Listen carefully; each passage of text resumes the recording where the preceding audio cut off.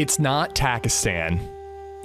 Well, not really. DayZ has been teasing a new desert-themed map on their Twitter account for the last couple of weeks. I was lucky enough to be invited to Prague and tour the Bohemia Interactive Studios and get a sneak peek at the new DLC map. I'm going to tell you what I know, as well as my thoughts on what I saw and DayZ's future as a whole.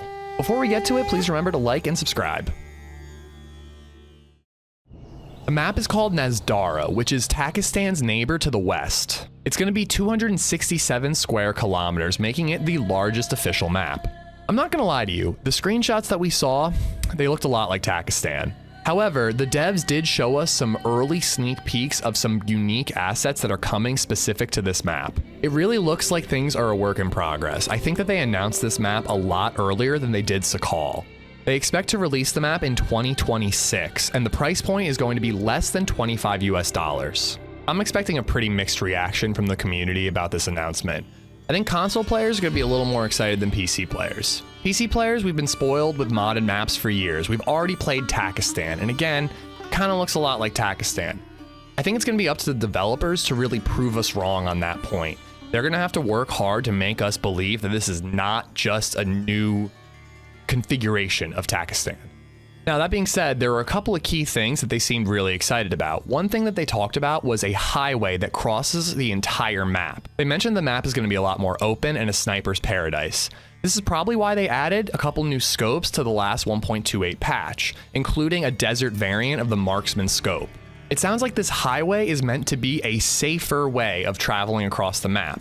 Hopefully something elevated that can protect you from the snipers on the ground, or giving snipers a vantage point to those people on the ground. I'm hoping that it has some cool military POIs and checkpoints along the way. It's also going to lead you to what they're calling the border crossing, which I'm assuming is going to be one of the key hotspots that they're trying to funnel players towards. Now, the thing that seemed to have Sumrak, the creative lead of DayZ, the most excited was the idea of rebuilding the map. The example they provided were wells. Apparently, you're going to be able to find wells in various states of disrepair. Survivors are going to be able to band together and gather resources to try to repair the wells. I asked Sumrak to elaborate on how the rebuildable wells would work. So the wells that you're talking about rebuilding, is that like meant to like reset every server restart, or is that like a persistent like base building thing that once you build it up, it stays forever, or how do they break down? How's that going to work exactly? It's not finalized, I would say, okay, but it's a construction that should last for sure. Okay. You know, it may be that it will be destructible, so some other people, bad people, will destroy it. You know, photographs, you know. Given more for well campers to do? Come on. During the presentation, TRMZ asked about helicopters. The devs were a little coy about it. They weren't willing to directly answer and confirm or deny whether or not they'd be adding a new type of vehicle to the map. They said, and I quote, "We're exploring a lot of new features we would like to introduce into our game, either through this expansion or general game updates. We don't want to announce anything we don't find finished enough." Considering boats were added mostly for Sakal, I think it's pretty likely that we're going to get some new type of vehicle added specifically for Nasdara. Another question that I'm sure a lot of people are wondering about, DayZ 2, is it going to happen? Now, I have no confirmation or anything specific about this.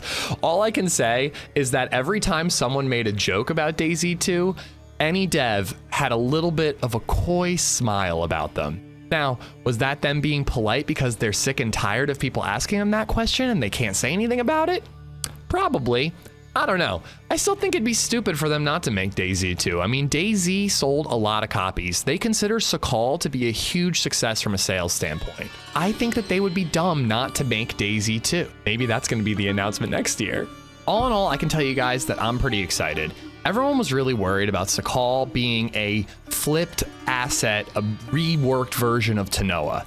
Personally, I love Sakal. I think that it has some of the best POIs in DayZ. The geothermal plant, the prison, and the underground bunker have led to some of the coolest fights that I've ever had in my entire DayZ career.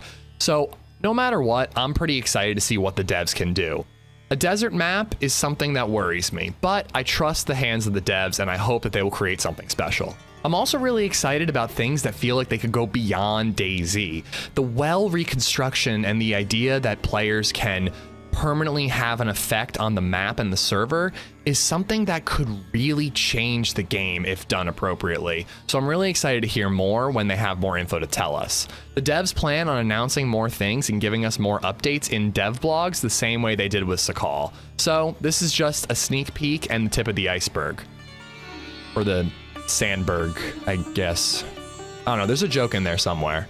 Anyways, if any of the devs are watching, thank you so much for inviting me. It was incredibly cool to meet you guys, and I didn't get to say this in person, but your game changed my life, and I'm really grateful for it, so thank you so much for inviting me.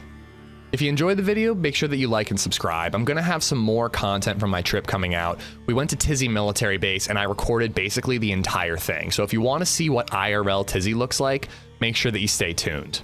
I'll also be live on both Twitch and YouTube when this video comes out. So if you have any questions about the specifics of the trip or the announcement, come on into the live stream and you can ask me. I will do my best to answer as best I can. Thank you so much, and I'll see you guys in the next one.